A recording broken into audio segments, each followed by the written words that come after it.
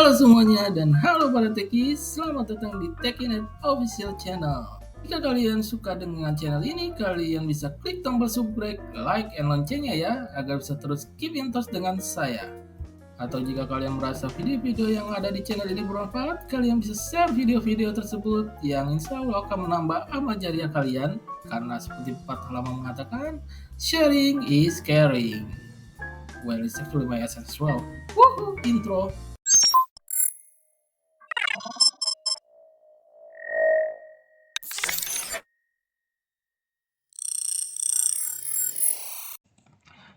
Halo semuanya, welcome back to Techinet Channel dan masih bersama gue Rifan di sini. Kali ini kita akan ngobrol lagi tentang Python. Jadi masih di Python series.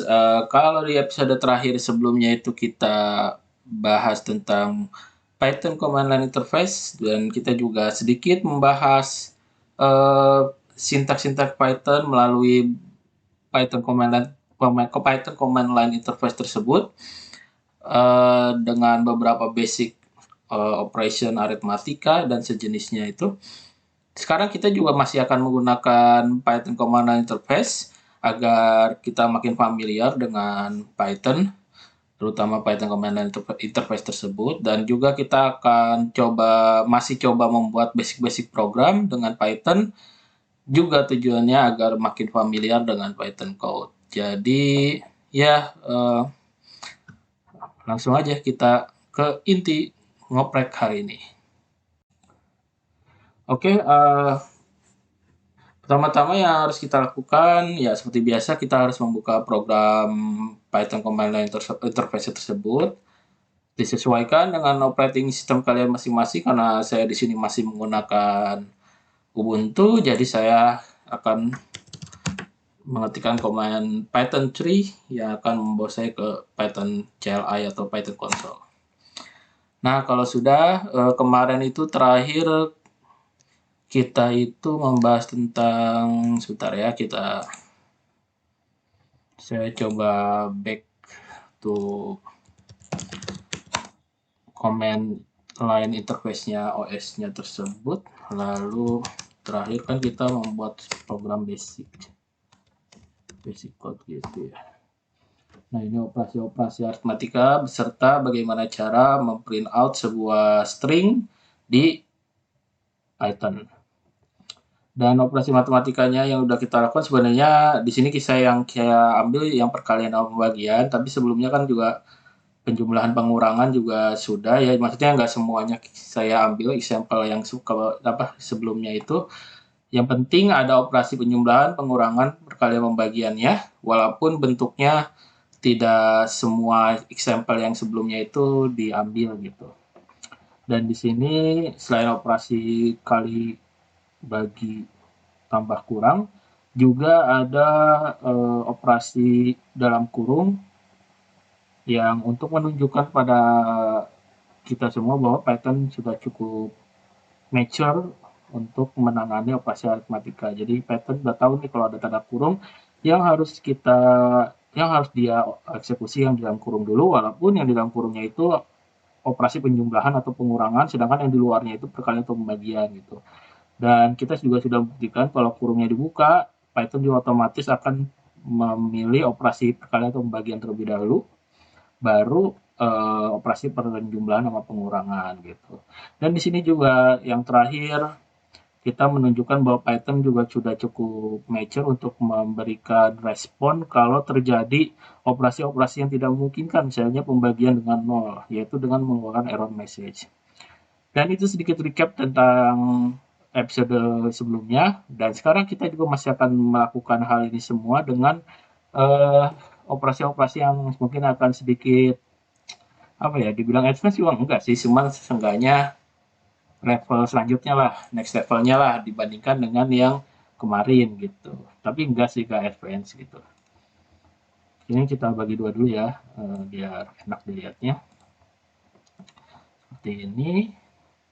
Lalu operasi seperti apa yang akan kita lakukan? Yang pertama itu eksponen. Jadi dalam matematika pasti ada yang namanya eksponen kan. Nah, gimana caranya kita memberikan instruksi ke Python untuk melakukan perhitungan eksponensial? kita bisa melakukannya itu dengan memberikan eh, operasi perkalian yang dimana diwakili dengan bintang di Python itu dengan bintangnya itu diketik 2 kali. Jadi seperti ini contohnya. Misalnya eksponen dari 2 pangkat 2 atau bilangan, iya 2 pangkat 2 gitu ya. 2, 2. Nah, seperti ini penulisannya.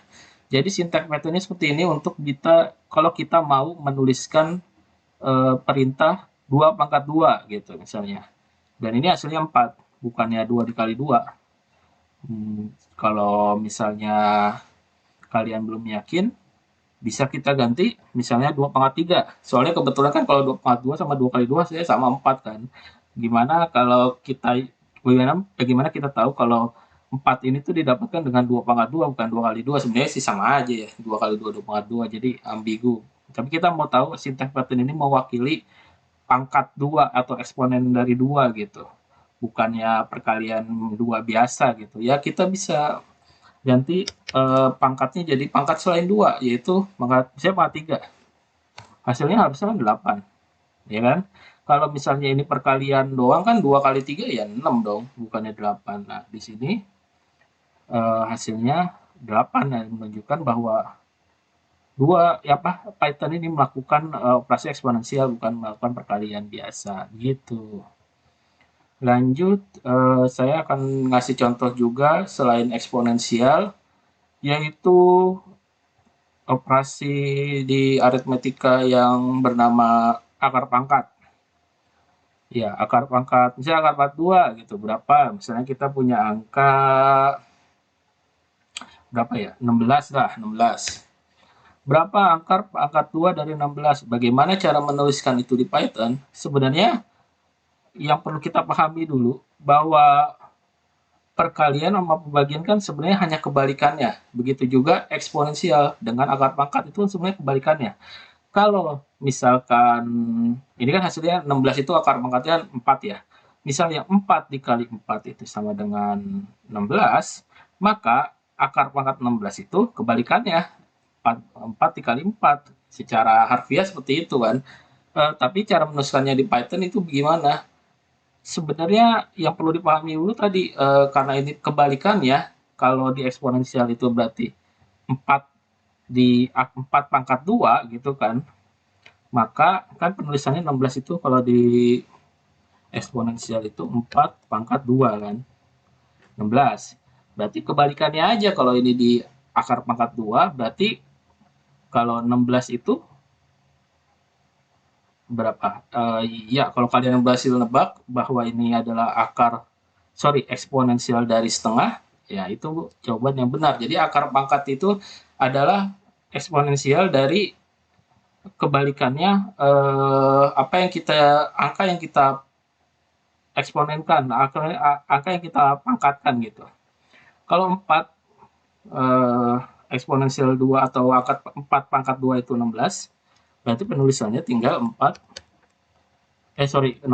hasilnya eksponensial dari, kalau 16 itu adalah 4 pangkat 2, berarti 16 eksponensial dari, iya, pangkat setengah, benar. Hasilnya 4. Gitu. Jadi itu yang perlu dipahami dulu sebenarnya sebelum kita mengetahui sintaks dari sebenarnya bukan cuma Python aja, sintaks dari semua bahasa pemrograman, yang perlu kita pahami dulu adalah logikanya dulu. Kalau logikanya udah dapet, logika dalam hal ini logika operasi matematikanya ya udah dapet, barulah kita bisa membayangkan sintaksnya itu harus seperti apa. Oh, kalau di bahasa pemrograman ini bahwa ini tuh perkalian seperti ini, maka pembagian itu ya tinggal dibaliknya aja. Eksponensial seperti ini, maka penulisannya harusnya sih sebaliknya aja. Tapi memang itu tidak baku ya, tidak tidak melulu seperti itu. Cuman seenggaknya kita punya bayangan apa yang ingin kita coba gitu. Dan itu nantinya itu cara berpikir seperti itu tuh penting karena itu memberikan kita kemudahan dalam mencari solusi ketika nanti kalian misalnya membuat sebuah program dan program tersebut butuh di troubleshoot, misal kayak gitu. Ada isu mungkin di program itu ada bug. Nah, kalau kalian membuat program hanya sekedar copy paste, ya pastinya kalian akan kesulitan ketika kalian mendapatkan isu dari program yang kalian buat. Tapi kalau kalian nggak cuma copy paste tapi juga paham logiknya, ketika ada isu mungkin kalian bisa troubleshoot gitu, mitigate di mana nih masalahnya nih gitu. Apakah di sebelah sini errornya, apakah sebelah sini, dan itu bisa diperoleh kalau kalian punya logik yang kuat dalam dari logik yang kuat sebagai seorang pemrogram atau programmer gitu ya. Oke teman-teman, kita lanjut. Tadi udah kita bahas eksponen dan juga udah kita bahas akar pangkat. Bagaimana selanjutnya dengan oh ya, ini saya ingin menunjukkan sesuatu juga. Kalau misalnya kita tulis 18 dibagi 3 katakanlah, apa yang terjadi? 6.0 gitu.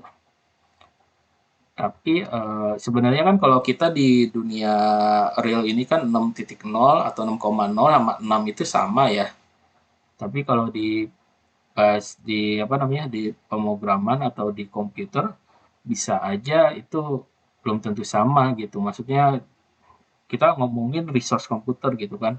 Dan kalau kalian belajar bahasa pemrograman lain yang sifatnya statis, kalau Python itu kan dinamis. Kalau ada pemrograman lain yang sifatnya statik, di mana kalian sebelum mendefine sebuah number atau variabel atau apapun itu, kalian harus mendeklar dulu tipe datanya apa. Ada desimal, ada ada integer, ada floating, ada double, dan macam-macam. Dan mungkin kalau kalian yang saat ini belum familiar dengan banyak bahasa pemrograman, benar-benar dari awal banget lah, dari basic banget baru belajar, ya nanti kita akan coba bahas tipe data di episode-episode selanjutnya. Tapi untuk sekarang yang perlu kalian tahu bahwa kalau di dunia kita, di dunia real, di dunia nyata, 6,0 misalnya dengan 6, kemungkinan kita anggap sama. Tapi di dunia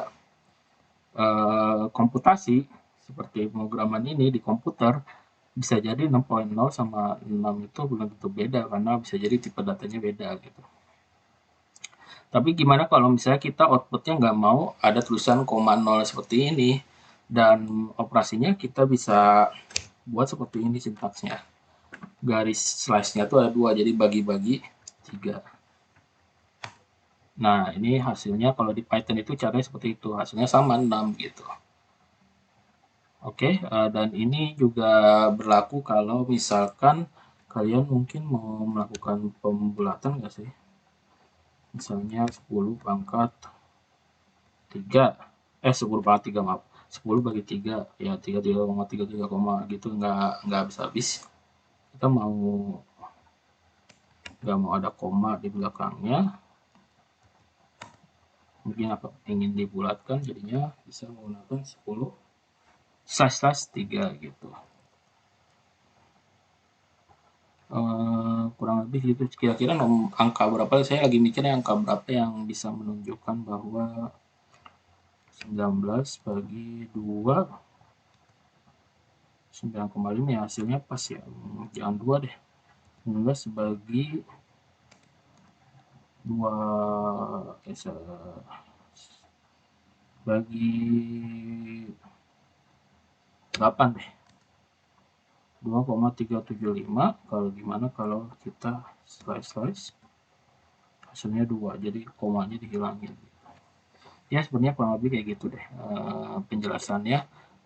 Ya kalau kalian ada tambahan atau mungkin ada sedikit yang ingin disampaikan mengenai ini, ada yang bingung atau pertanyaan, nanti kalian komen aja di kolom komentar. Oke, kita lanjut lagi ke next pembahasan selanjutnya, yaitu ada juga operasi modulus. Nah, ini operasi juga yang mungkin buat beberapa kalian yang masih baru agak bingung ya, maksudnya modulus itu apa gitu. Modulus itu adalah untuk mencari nilai sisa dari hasil pembagian. Misal, saya punya angka 10 dimoduluskan dengan angka 2. Kira-kira hasilnya berapa? 0. Kenapa? Karena 10 dibagi 2 itu sama dengan 5 dan tidak ada sisanya. Makanya hasilnya 0. Tapi kalau 10, misalnya bukan 10, 11, di modulus 2, hasilnya 1. Karena kalau kita bagi 11 dengan angka 2, itu menghasilkan 5, tapi masih menyisakan 1. Kecuali kalau kalian mau membuat hasilnya itu koma, berarti kalian menambahkan 0 kan, di angka 1 itu 10 jadinya 5,5 gitu kan. Tapi modulus itu hanya mengambil hasil akhirnya aja yang sisa, hasil sisa akhir dari pembagian itu. Lalu gunanya apa modulus ini? Modulus ini akan membantu kita kalau kalian nantinya membuat program yang ingin membedakan mana bilangan genap, mana bilangan ganjil. 10 modulus 2 hasilnya 0, berarti ini adalah 10 ini adalah bilangan genap. 11 dimoduliskan 2 hasilnya 1. Berarti 11 ini adalah bilangan ganjil gitu. Penggunaannya contohnya seperti itu gitu untuk modulus ini. Lanjut. Mungkin dari kalian juga ada sedikit pertanyaan soal modulus ini ya, mungkin di benak kalian gitu. Ini tuh modulus ini selain untuk menentukan bilangan ganjil atau genap, apakah bisa digunakan untuk hal lain gitu? Sebenarnya jujur saya sendiri kurang yakin, cuman menurut saya sih ada pastinya.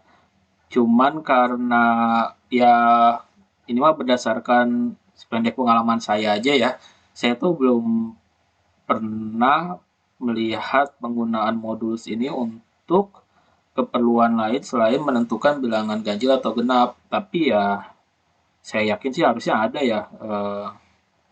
Mungkin karena saya juga bukan orang matematika atau orang fisika gitu ya, jadi kurang bisa menjelaskan kalau fungsi spesifiknya atau fungsi lebih dalamnya lagi tentang modulus ini, karena ini kan berkaitan dengan operator matematika ya. Tapi coba kita coba bahas sedikit deh. Buat kita cari tahu sedikit, maksudnya bukan bahas what is modulus. Oke, kalau kita lihat di Mbah Google, ya balik lagi ya, kita kiblatnya Mbah Google lagi aja. Jadi dari dictionary-nya, modulus ini adalah sebuah terminologi, kalau dilihat dari terminologi matematika adalah terminologi untuk absolute value. Dari konteks fisik, sebuah konstan, faktor, or ratio gitu. Mungkin kita coba klik Wikipedia-nya.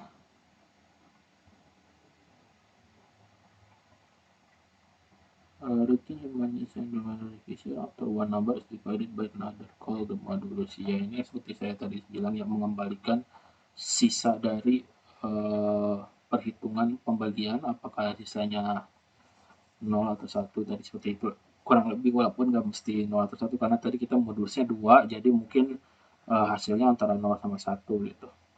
Tapi gimana kalau 3, kalau 4, ya kalian cari tahu sendiri aja deh.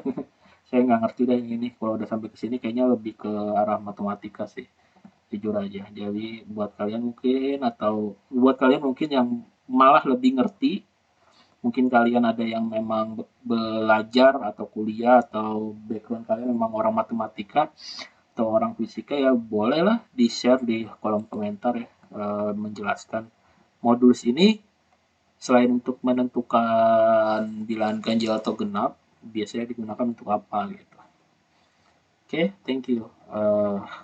Kalau gitu kita lanjut lagi. Tadi ini udah semua ya. Eksponen, akar pangkat, lalu ada double slice untuk melihat, untuk bukan membulatkan ya. Saya sebenarnya agak ragu sih ini nyebutnya pembulatan apa bukan, tapi ya intinya dia itu tidak mengembalikan atau tidak memberi output desimal gitu, namun hanya bagian depannya aja. Jadi kalau hasilnya 3,33333 seperti contoh ini, dia cuma ngambil bagian depannya aja jadi 3 gitu. Lalu intinya slice udah, kalau modulus juga udah. Atau mungkin kombinasi dari perhitungan, coba kita ambil 100 modulus, misalnya modulus berapa ya, oh ini 18 ditambah 3 tambah 2 deh, tambah 2 aja deh. Lalu slice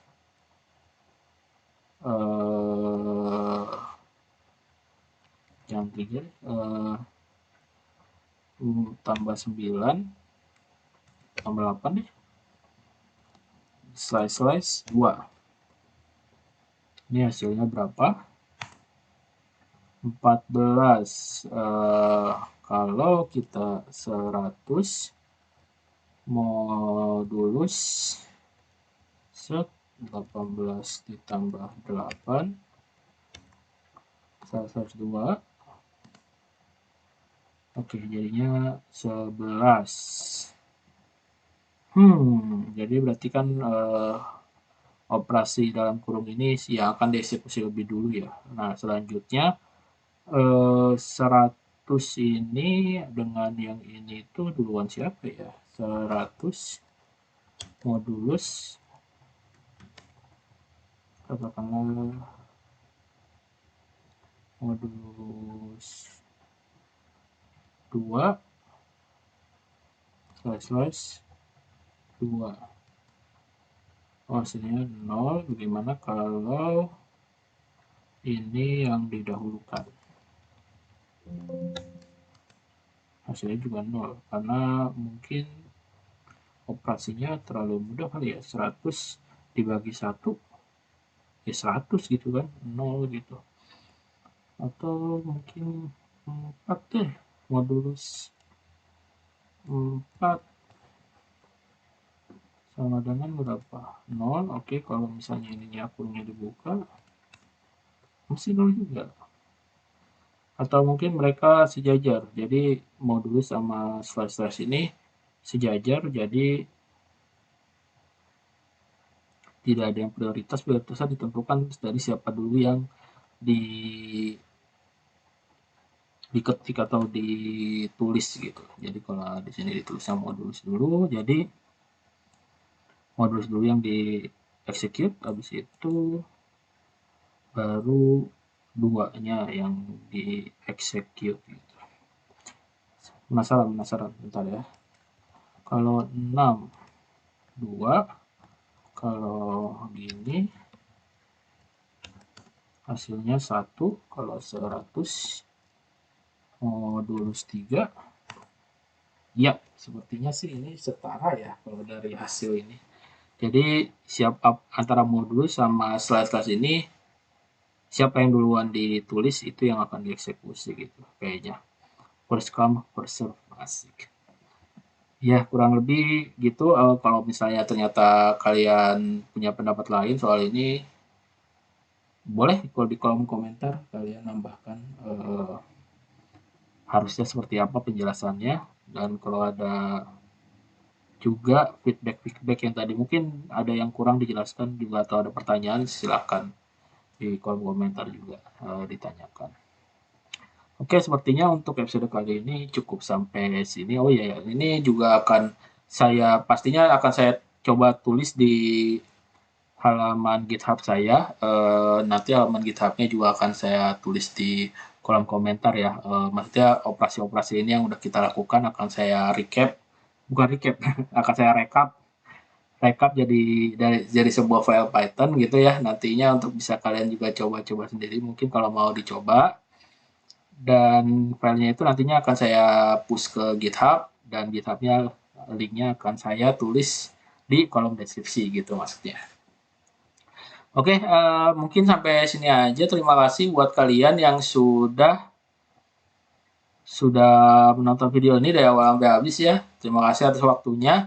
Dan seperti biasa, saya mohon maaf bila ada kurang-kurang dari apa yang saya ucapkan atau mungkin ada kekurangan dari sisi teknis ataupun non teknis yang membuat kenyamanan kalian terganggu lah ya dalam menonton video ini.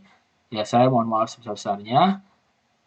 Dan juga again dan again gitu ya. Kalau misalnya kalian ada feedback atau kritik saran, please welcome gitu di kolom komentar, dituliskan saja kritik sarannya seperti apa ya, pastinya dengan kata-kata yang baik, yang sopan dan sesuai norma yang berlaku ya, biar kita semua sama-sama enak deh. Oke, terima kasih sekali lagi. Kurang lebih yang mohon maaf. Sampai jumpa di episode selanjutnya. Bye.